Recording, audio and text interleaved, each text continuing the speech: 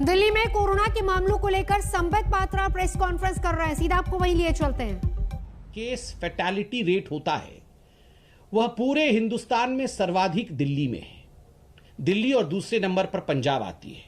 जो दिल्ली की case fatality rate है वो 2.9% है और जो नेशनल केस फैटेलिटी रेट है, राष्ट्रीय केस फैटेलिटी रेट है, वो 1.3% है। तो आप सोचिए, लगभग डबल से भी अधिक। राष्ट्र में 1.3% और दिल्ली में 2.9%, डबल से भी अधिक है। क्या कारण है कि इतनी मृत्यु दिल्ली में हुआ है और केस फैटेलिटी रेट सर्वाधिक हमारे हिंदुस्तान की राजधानी में रहा है, जबकि नेशनल एवरेज इससे कहीं कम है? क्या कारण है? कौन इसके लिए जिम्मेदार है? बंधुगण, आज भारतीय जनता पार्टी कुछ दस्तावेजों के साथ कुछ सवाल रखेगी अरविंद केजरीवाल जी के सामने। और आदरणीय अरविंद केजरीवाल जी से हम ये रिक्वेस्ट करते हैं, कोई राजनीति हम नहीं कर रहे हैं, हम एक जेन्युइन रिक्वेस्ट करते हैं अकाउंटेबिलिटी के आधार पर कि आम आदमी पार्टी की सरकार एक श्वेत पत्र, एक व्हाइट पेपर जारी करे जिन सवालों को हम उठाने वाले हैं। पहला सवाल कि क्या आपने फर्ज आंकड़े, क्या आपने झूठे आंकड़े प्रस्तुत किए हैं जहां तक कि मृतकों की संख्या है? नंबर 1। नंबर 2, क्या कारण रहा? क्या कारण रहा अगर समग्रता में और एक लार्जर कैनवस में देखा जाए कि देश का सर्वाधिक केस फैटेलिटी रेशियो दिल्ली में रहा है?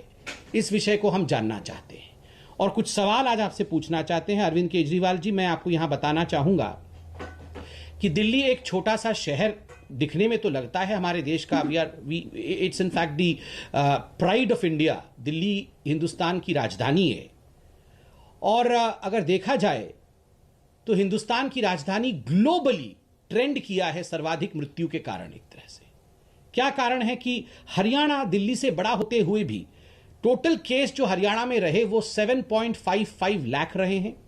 7.55 लाख केसेस हुए हरियाणा में और वहीं दिल्ली में 14.25 लाख केसेस रहे हैं, जो ऑफिशियल आंकड़े आपके हैं।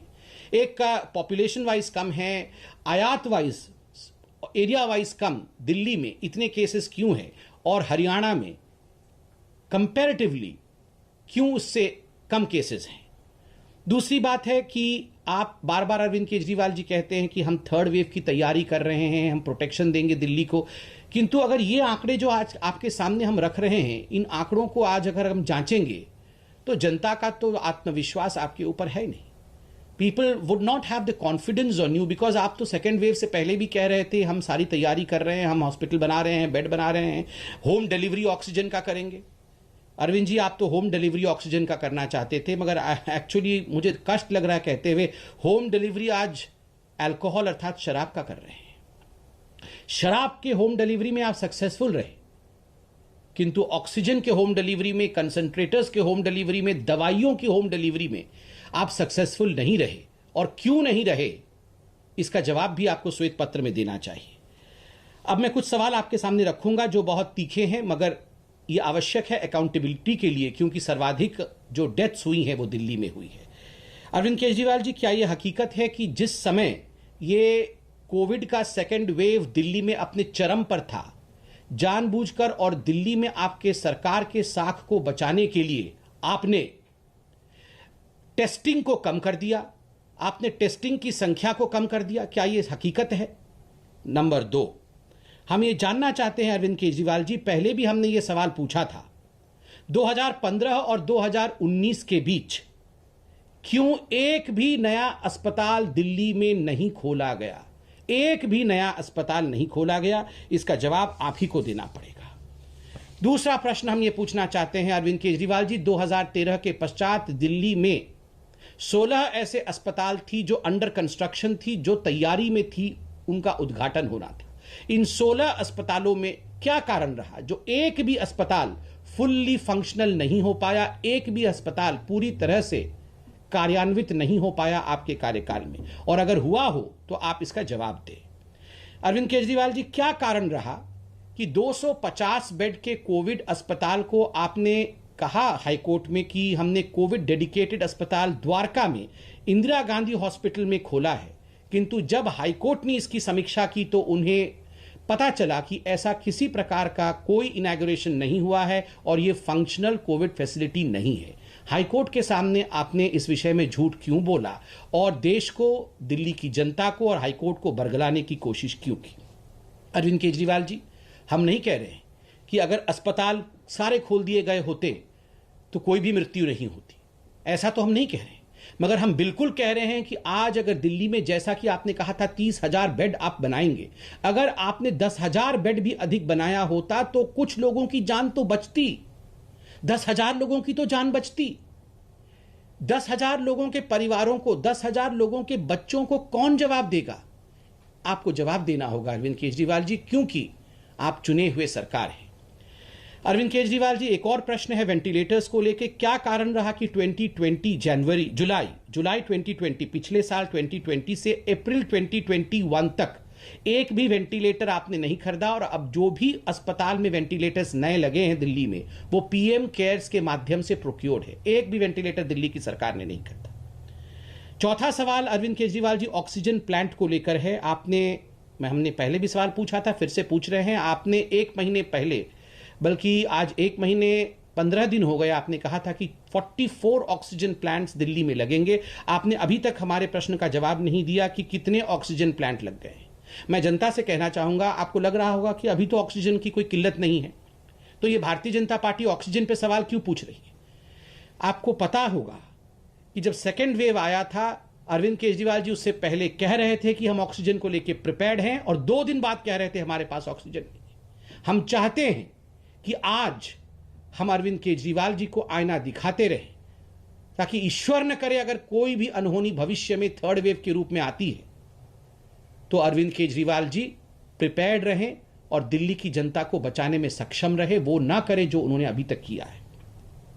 ऑक्सीजन मिसमैनेजमेंट को लेकर जो आप लोगों की लॉजिस्टिक में गलती रही है, हम जानना चाहते हैं इस श्वेत पत्र में ऑक्सीजन मिसमैनेजमेंट को लेकर केजरीवाल जी, कि आपने सुप्रीम कोर्ट में ऑक्सीजन ऑडिट को लेकर मना क्यों किया था, और जब ऑक्सीजन ऑडिट की बात हुई तो तुरंत आपने ये क्यों कहा कि अब हमारे पास एक्सेस ऑक्सीजन है और जो प्लांट्स हमें ऑक्सीजन सप्लाई कर रही थी वो हमें सप्लाई करना बंद कर दे या उन ऑक्सीजन को डाइवर्ट करना शुरू कर दे। 2 दिन के अंदर ऐसा क्या परिवर्तित हो गया? क्या यह सच नहीं है कि कहीं ना कहीं ऑक्सीजन ऑडिट के नाम को सुनते ही आपको लगा कि सच का भांडाफोड़ हो जाएगा और आपने एक यू टर्न लिया? इसको आप जरूर व्हाइट पेपर में मेंशन करें। ठीक उसी प्रकार क्रायोजेनिक टैंकर्स को लेकर हम एक सवाल पूछना चाहते हैं। आपने कहा था आज से लगभग 15 दिन पहले कि 18 क्रायोजेनिक टैंकर्स थाईलैंड से लाए जाएंगे। आज दिल्ली की जनता और हिंदुस्तान की जनता जानना चाहती है व्हाइट पेपर के माध्यम से अरविंद केजरीवाल जी कि कितने क्रायोजेनिक टैंकर्स ऑक्सीजन सप्लाई के लिए, क्योंकि आप कह रहे हैं कि आप प्रिपेयर कर रहे हैं थर्ड वेव के लिए, कितने क्रायोजेनिक टैंकर्स आए हैं, ये हम जानना चाहेंगे। और ठीक उसी प्रकार एक आज अखबार में, दूसरे बड़े अखबार में यह भी छपा है जो हमें बहुत इनसेंसिटिव लगा, और हम आपके मंत्री से भी यह पूछना चाहते हैं कि आप देख सकते हैं, आप इंडियन एक्सप्रेस में एक बड़ा एक महत्वपूर्ण खबर छपा हुआ है जिसमें गोपाल राय आपके महत्वपूर्ण मंत्री हैं और कोविड के विषय को संभाल भी रहे हैं। वो कह रहे हैं कि Delhi saw oxygen shortage, only solution is to plant trees. उन्होंने कहा कि Delhi saw an oxygen shortage during the COVID pandemic and the government made efforts to bridge the gap and were successful. COVID cases are decreasing on a daily basis, but to reach a permanent solution for this oxygen problem, we are going to plant 33 lakh trees. देखिए, आप पेड़ लगाना बहुत अच्छी बात है, पेड़ बिल्कुल लगाएं, हम भी आपके साथ खड़े हैं। ये तो हमारा एनवायरनमेंट को बचाने का उद्देश्य भी है, उस पर कोई क्रिटिसिज्म नहीं। मगर ये जो इनसेंसिटिव रिमार्क और एक मैं कहूंगा अज्ञान वसत रिमार्क आपके मंत्री ने केजरीवाल जी ने किया है। आपके मंत्री कहते हैं कि ऑक्सीजन की कमी से लड़ने का एकमात्र उपाय है कि हम पेड़ लगाएं और थर्ड वेव से जूझने के लिए हम परमानेंट सोल्यूशन ढूंढ रहे हैं और 33 लाख पेड़ लगा देंगे। मुझे लगता है अरविंद केजरीवाल जी, इस प्रकार से तो आप नहीं लड़ पाएंगे। इन चीजों को बहुत साइंटिफिकली डील करने की आवश्यकता है। और वैक्सीन को लेकर भी आपने कई झूठ फैलाए हैं। हम आज एक जो प्रश्न आपसे पूछ रहे हैं व्हाइट पेपर में उत्तर चाहेंगे। क्या कारण है कि वैक्सीन को लेकर जो ग्लोबल टेंडरिंग थी, उत्तर प्रदेश की सरकार ने 7 मई को ग्लोबल टेंडर किया और दिल्ली की सरकार ने 28 मई को ग्लोबल टेंडर किया। उत्तर प्रदेश 7 मई और दिल्ली 28 मई। ये जो डिफरेंस है आपके बीच समय का, ये आखिरकार क्यों रहा? और एक और सवाल हमने पूछा था, उसका जवाब आपने दिया नहीं कि क्या कारण रहा कि जो प्राइवेट अस्पताल दिल्ली में हैं उन्होंने अधिक वैक्सीन प्रोक्योर किया और जो दिल्ली की सरकार है, जो बड़ी है, जो प्राइवेट हॉस्पिटल से काफ़ी बड़ी है, उन्होंने प्राइवेट हॉस्पिटल से कम प्रोक्योर किया है। लगभग केवल जो सेंटर देती है उसका 12 या 13% प्रोक्योर किया है। इसका जवाब भी आप व्हाइट पेपर में जरूर देंगे, ऐसा हमारा मानना है। व्हाइट पेपर में एक बहुत महत्वपूर्ण विषय है जिसके विषय में आपको जरूर लिखना चाहिए, और वो है मोहल्ला क्लिनिक। अरविंद जी, मुझे बड़े दुख के साथ कहना पड़ रहा है, मोहल्ला क्लिनिक के विषय को आपने 2015 से ही उठाया, और दरअसल ये मोहल्ला क्लिनिक नहीं, ये हो हल्ला क्लिनिक थे। आपने हर जगह की, WHO ने भी हमारी तारीफ की है, अमेरिका भी हमारी तारीफ कर रहा है, पूरा विश्व मोहल्ला क्लिनिक कर रहा है, मगर आपके राहुल मेहरा जी ने ही कोर्ट में कहा ये तो दरअसल 20 फीट के 2 कंटेनर होते हैं, छोटे छोटे कंटेनर होते हैं, इनमें तो हम कुछ नहीं कर सकते क्योंकि ये तो सुपर स्प्रेडर के रूप में काम करेगा। आपने करोड़ों रुपए की बजट इसके लिए सैंक्शन किए, कोई काम नहीं हुआ, कोई मोहल्ला क्लिनिक फंक्शनल नहीं है। वहां आज हम देख रहे हैं कि किस प्रकार गाय इत्यादि घूम रही है, तो वो एकदम डिलैपिडेटेड अवस्था में पड़ी हुई है। तो दिल्ली में कोरोना के मामले और साथ ही साथ स्वास्थ्य सुविधाओं को लेकर संबित पात्रा प्रेस